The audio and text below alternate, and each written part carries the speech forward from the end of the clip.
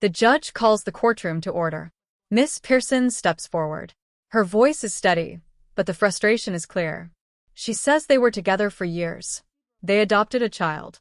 Then the relationship ended. Since then, she claims, she has carried the full weight financially and emotionally. Across the room, the other mother rolls her eyes. The judge shuts that down instantly. You'll have your chance. Tension fills the air. You all may be seated. Ms. Pearson, you brought this case before the court. What's going on? Well,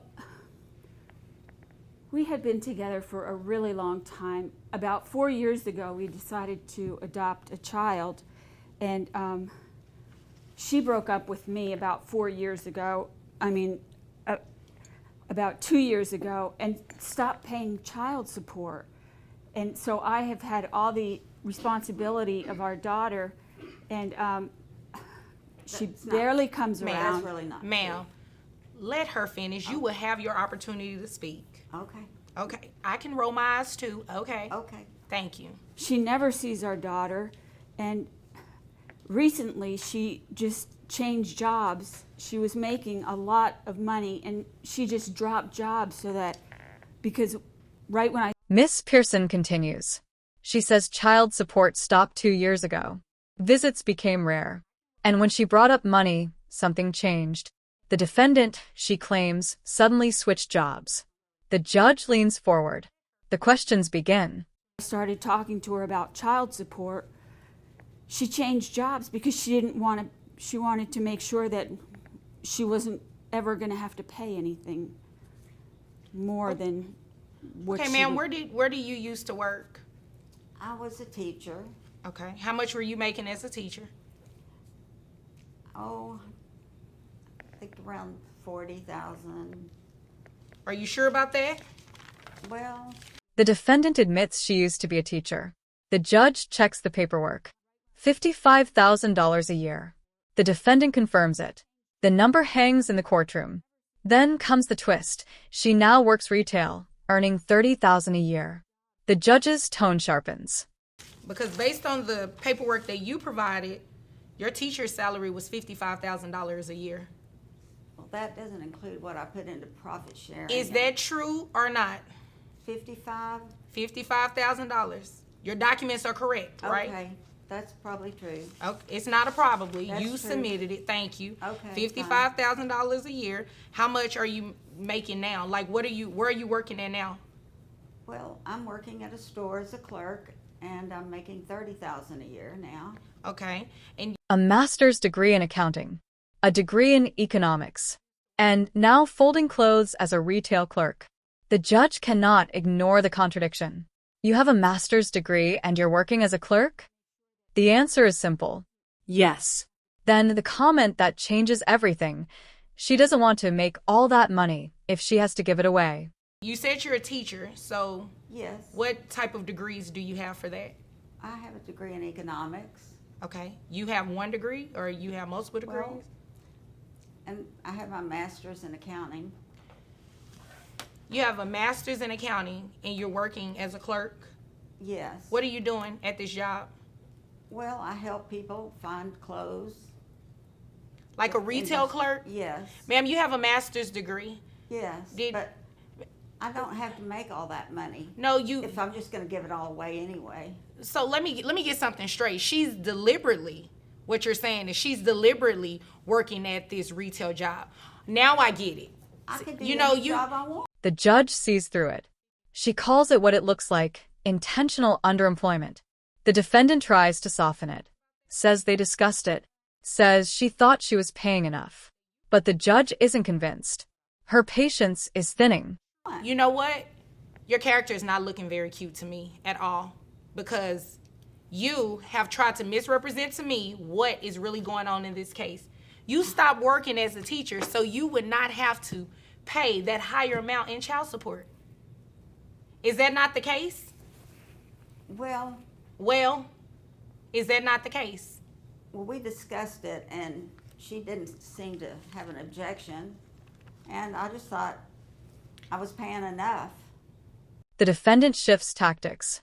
She claims emotional support, says the child loves her more, even hints the child should live with her. The judge cuts in. That is not what this hearing is about. The child lives with Miss Pearson. Financial support is what matters today. You cannot quantify emotional support. The courtroom grows quiet. No. And when I talk to my daughter, she loves me more anyway, and she should come live with me. And I know that's not a matter for this court. Right. That's definitely not a matter for what we're here on today, because based on what we've already discussed, the child lives with her, correct? Yes. Okay, and you're not providing any type of financial support anymore, correct? I provide emotional support all the time. The child. You know what? That is not, you cannot quantify emotional support. Stop it. I'm just going to go on with what I need to do, because you obviously came here to play games today. No, my baby loves me. Yes, you did. She loves me more And your than baby she loves needs her. money. It doesn't matter. It doesn't matter. me. Your baby needs money, and you want to do what's in her best interest. So what I'm going to do. The timeline becomes critical. She left her teaching job just 6 months ago, right when child support discussions intensified. The judge makes her ruling clear. Support will be calculated based on the original $55,000 salary, not the retail wage, because this is not about gaming the system.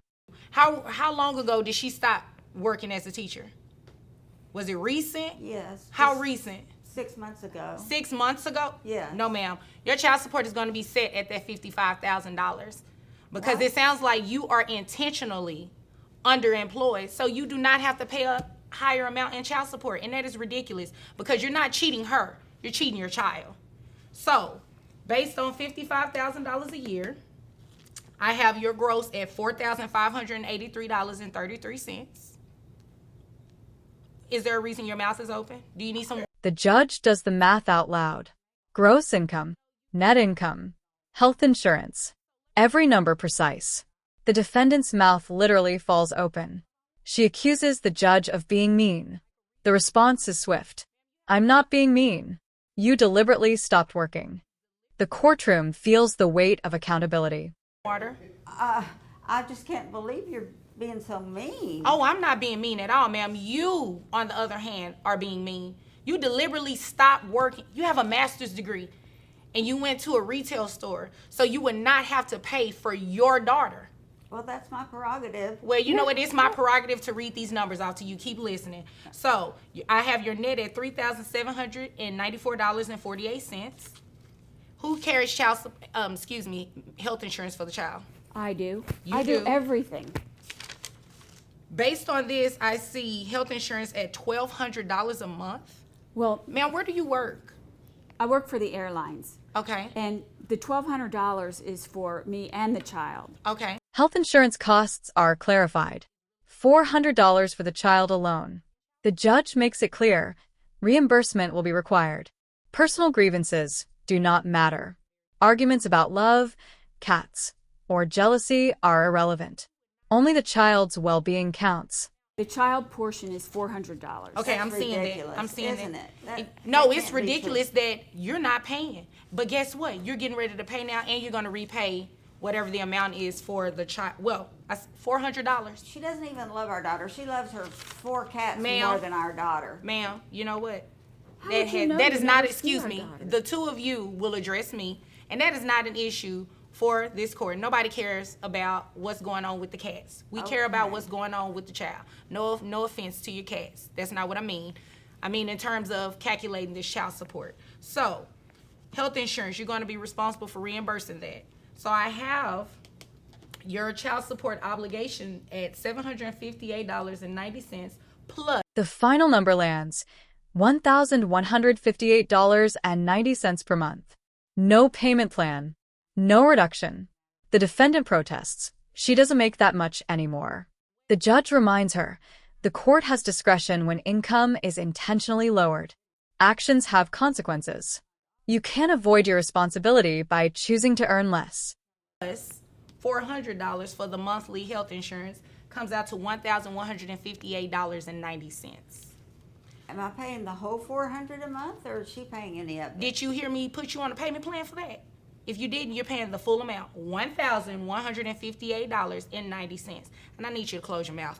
I just don't understand why you're looking so confused right now. Child support is based on the calculation. Okay? Is there anything further? I'm not making that much anymore. Well, but you just testified, right? Right.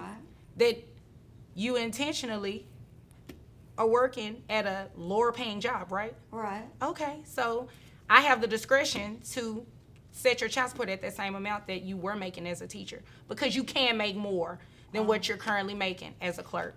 Well, If I there's didn't know nothing, that. well, you know now. If there's nothing further, you all are dismissed. Well, can you make her come see the baby, our child? I can't make her, but ma'am, please go visit with the child.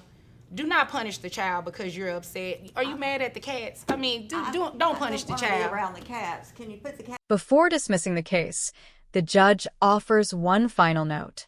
She cannot force visitation, but she urges the defendant, do not punish the child because you are upset. The message is firm, almost parental itself. Cats away when Yes. I come. Ma'am, It's put the okay. cats away so she can come Yes, visit with Then the I'll child. come visit. Thank you. You all are It's dismissed. sad. It's sad.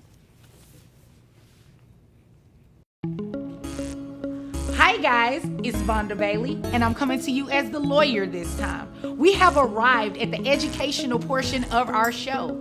I just wanted to go. In the educational wrap-up, attorney Vonda Bailey explains the broader lesson under Texas law. Sexual orientation does not change child support obligations. Intentional underemployment will not reduce payments. Courts look at earning potential, not excuses. Because at the end of the day, this isn't about pride. It isn't about resentment. It's about responsibility. And from the bench, the message is unmistakable. You're not cheating the other parent. You're cheating your child. And this court will not allow that.